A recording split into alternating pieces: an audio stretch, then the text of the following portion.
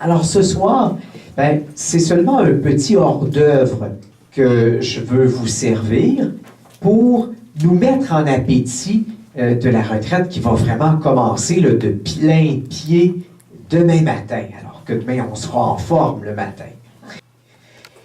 Alors, nous commençons tout de suite. J'ai intitulé notre retraite, puis vous avez été consulté, là, j'avais proposé quelques choix possibles, et vous avez choisi la retraite. Écoute, Dieu t'appelle encore. Écoute, Dieu t'appelle encore. Quand un scribe, un jour, s'est avancé vers Jésus pour lui demander quel était le plus grand commandement, voici ce que Jésus a répondu. Écoute, Israël, le Seigneur, notre Dieu, est l'unique Seigneur. C'est dans Marc 12, verset 29. C'est ça, Jésus a commencé par répondre comme ça. Et ce qui est frappant, c'est que Jésus commence par répondre « Écoute, Israël », quand on lui demande quel est le plus grand commandement. Et en cela, Jésus ne fait que reprendre ce qu'il y avait dans l'Ancien Testament.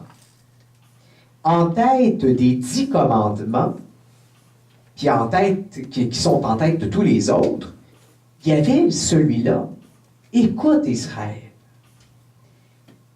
Dans le fond, écouter, ça semble une attitude extrêmement importante. Ça semble l'écoute, ça semble une attitude fondamentale sans laquelle les autres n'ont pas de sens. On pourrait dire que écouter, c'est le commandement qui est à la tête de tous les autres. Dans le fond, écouter, ça semble être une attitude sans laquelle il n'est pas possible de plaire à Dieu. L'écoute de sa parole, on pourrait dire que c'est l'attitude première, c'est l'attitude de fond pour pouvoir aimer Dieu, puis pour pouvoir aimer les autres comme Dieu le veut. Bon, je sais bien que ce que je suis en train de vous dire là, c'est d'une grande évidence, puis on n'a pas besoin de payer un prédicateur pour venir nous dire ça. Mais c'est peut-être bon de se le redire quand même au début de cette retraite. C'est peut-être bon de se redire que si nous n'écoutons pas, c'est évident que nous ne pourrons pas entendre les appels de Dieu. Et si nous n'entendons pas les appels de Dieu, c'est sûr qu'on ne pourra pas y répondre non plus. Et nous allons risquer de passer à côté de notre mission, à côté de ce que Dieu attend de nous.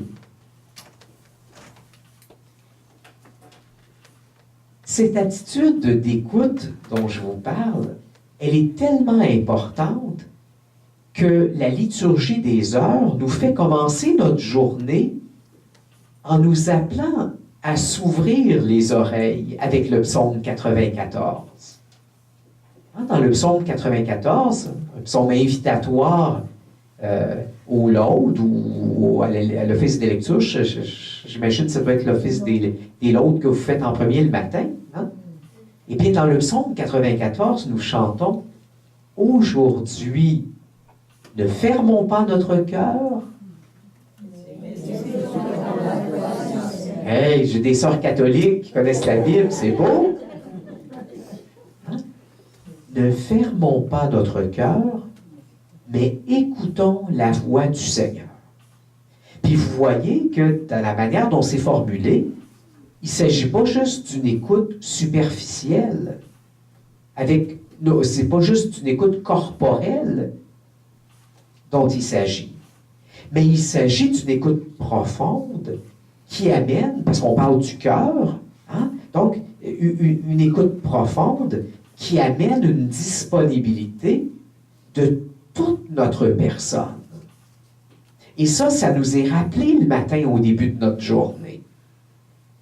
Et vous savez peut-être que le cœur dans la Bible, c'est l'organe ou c'est le lieu où la personne fait ses discernements.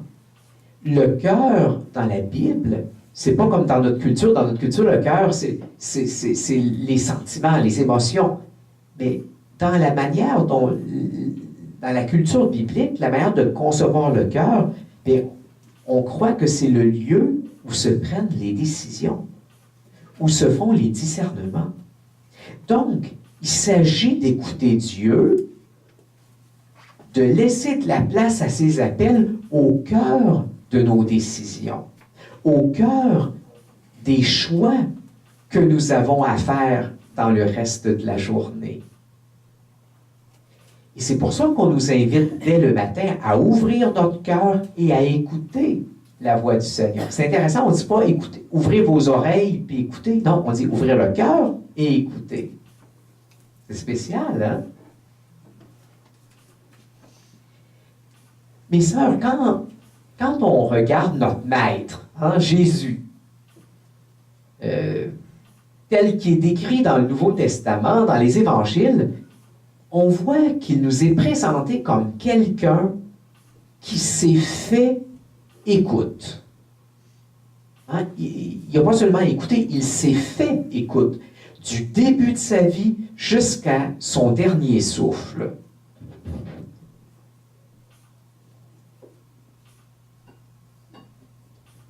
Du tout début de son aventure humaine jusqu'à la fin.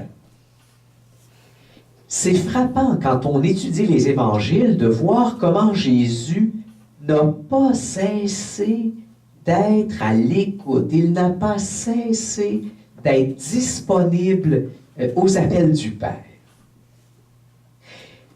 Par exemple, tout de suite après son baptême par Jean-Baptiste, qu'on a fêté hier, Jésus s'est immédiatement retiré au désert. Puis on peut penser que s'il s'est retiré au désert, c'était justement pour discerner, hein, pour se mettre plus profondément à l'écoute de ce à quoi Dieu l'appelait et qu'il a entrevu, intuitionné dans cette expérience spirituelle très forte qu'a été l'expérience de son baptême. Et dans la première tentation, alors que Jésus a faim, vous savez, le diable lui propose de transformer les pierres en pain. Dans le fond, ce que le diable lui propose, c'est de se débrouiller par ses propres moyens, hein, d'organiser sa vie à sa manière, hein, de manière à répondre lui-même à ses besoins. Donne-toi du pain, fais-toi du pain. Mais qu'est-ce que Jésus répond?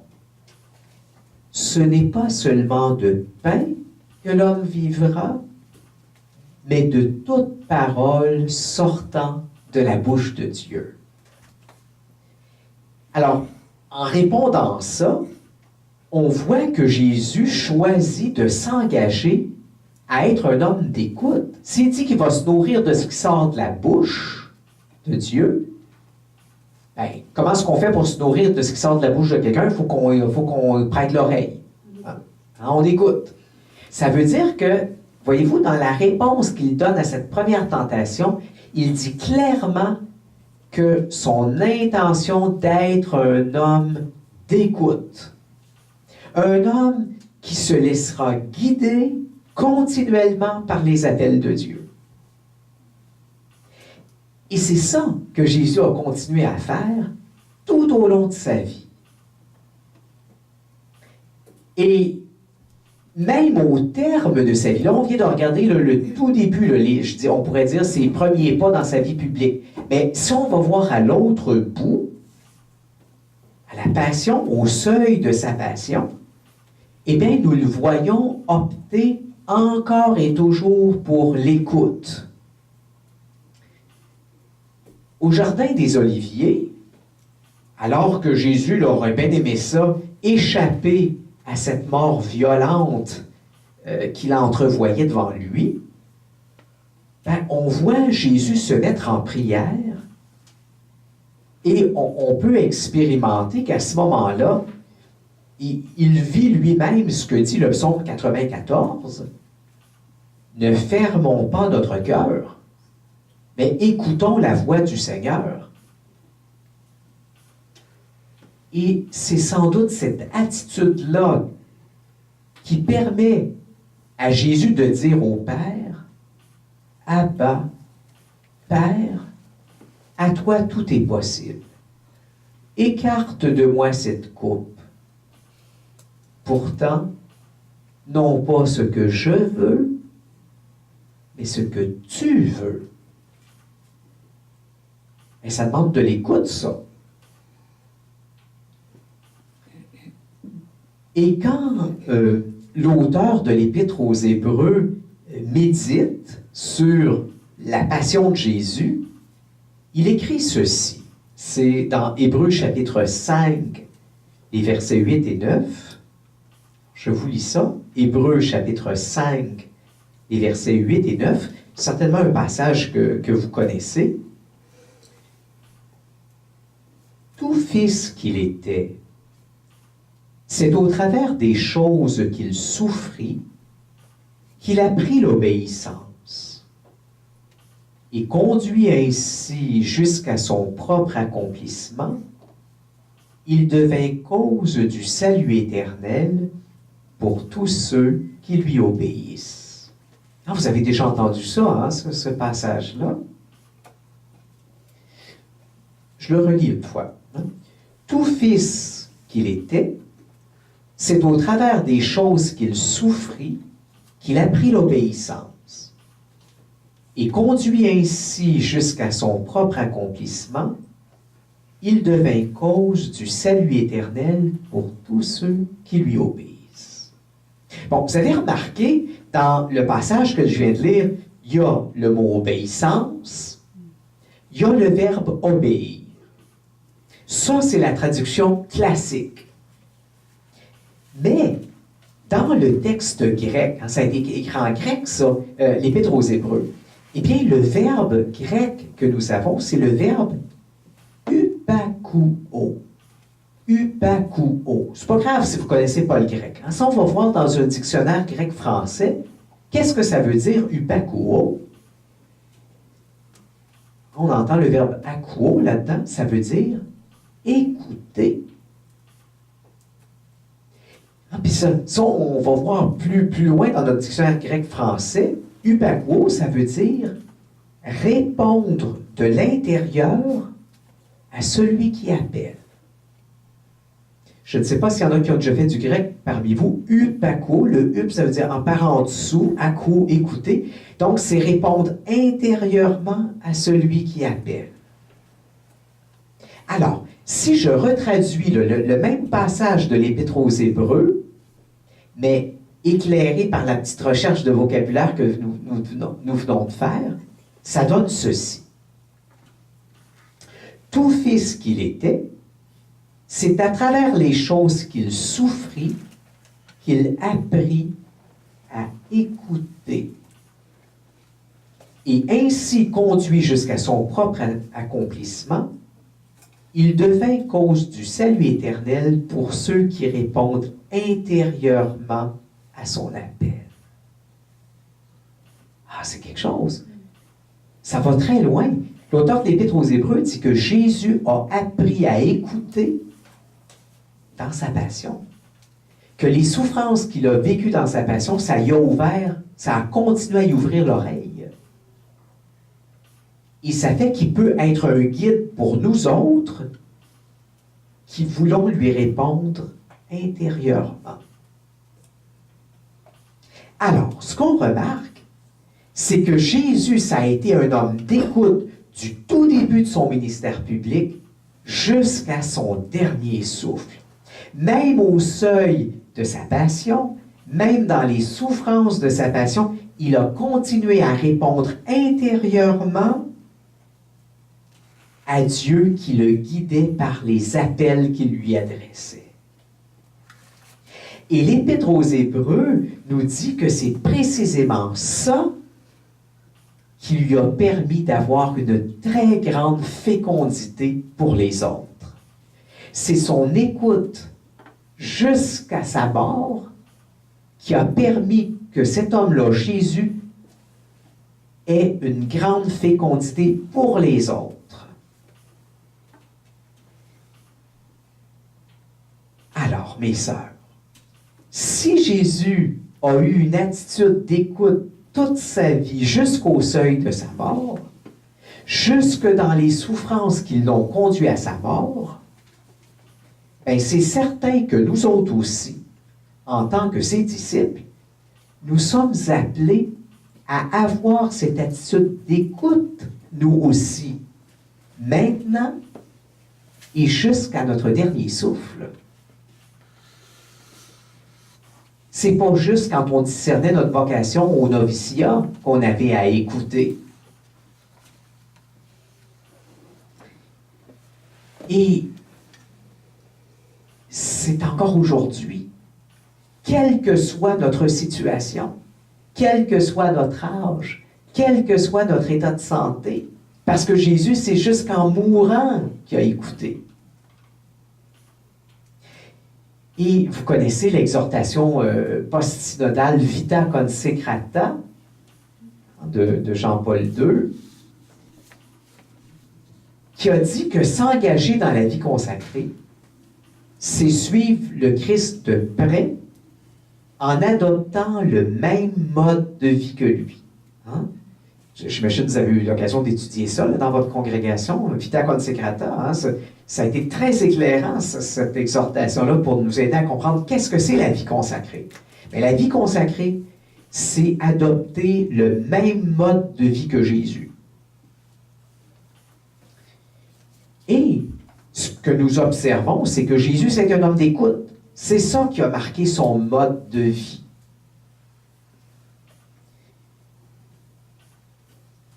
Alors, vous comprenez que ça veut dire qu'on est appelés à ça, nous autres aussi.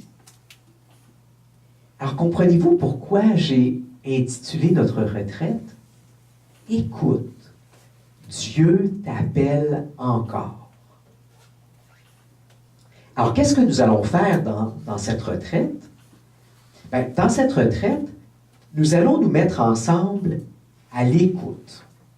Nous allons essayer de nous rendre disponibles pour arriver à discerner les appels que Dieu nous adresse présentement. Pas ceux qu'il nous adressait quand on se préparait il y a X temps à telle obédience. Non, pas les appels d'il y a 5 ans, ceux qui nous adressent maintenant. Alors, je vous propose, dans cette retraite, que nous essayons de faire de cette retraite un temps d'écoute, un temps de disponibilité. Parce que ce n'est pas seulement dans le passé que Dieu nous a appelés. Dieu continue encore à nous appeler, puis c'est par ses appels qu'il nous guide. Et nous allons essayer de discerner ces appels personnels, mais aussi communautaires. Vous entendrez peut-être même des appels congrégationnels. Alors, ce que je vous propose de faire pour le bout de soirée qui vous reste, puis d'ici notre entretien de demain matin, c'est que je vous propose de prendre un temps de prière pour vous offrir au travail de l'Esprit Saint. On a commencé à faire ça tantôt à travers le Veni Creator, mais ce serait bien que vous poursuiviez ça en vous donnant un temps de prière pour vous offrir vous-même au travail de l'Esprit Saint. Hein, pour lui demander de venir vous ouvrir l'oreille du cœur, hein, pas juste l'oreille superficielle pour entendre ma belle voix, hein, pas juste vos tympans corporels, biologiques, mais vous ouvrir l'oreille du cœur.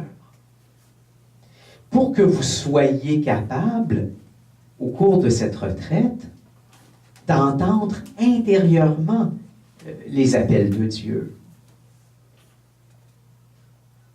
Et aussi, demander à l'Esprit Saint qu'il vous donne le courage de répondre généreusement à ce que vous entendrez cette semaine.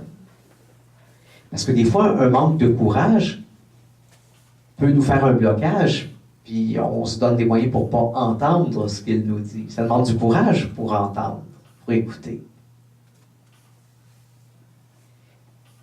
Dans le fond, ce que je vous propose, c'est de vous mettre en état de disponibilité, en état d'écoute.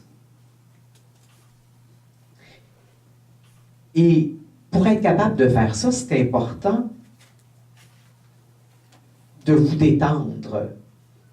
C'est important de vous reposer, de relaxer. Quand on est tendu, quand on est moins disponible à l'écoute. C'est important d'être détendu pour pouvoir entendre, pour pouvoir écouter intérieurement. J'ai envie de dire, stressez-vous pas, peut-être avec tous les exercices de prière que vous vous êtes donnés. Vous voulez faire les litanies du Sacré-Cœur avant de vous endormir ce soir. Vous voulez faire les litanies de ceci, de ce... Peut-être ce soir, vous relaxer dans votre fauteuil. Puis vous offrir simplement au travail de l'Esprit Saint. Oui, mais mon père, c'est parce que j'avais promis de faire 3 chapelets, de faire le rosaire, puis je n'ai pas encore commencé, là, puis ça me stresse. D'ailleurs, j'ai hâte que vous finissiez, parce que j'ai encore 150 Je vous salue Marie à dire. Peut-être vous pouvez relaxer là, pour une fois là, ce soir, puis être détendu, puis vous offrir à l'Esprit Saint pour qu'il vous prépare vraiment à l'écoute. Peut-être aussi, d'ici demain matin,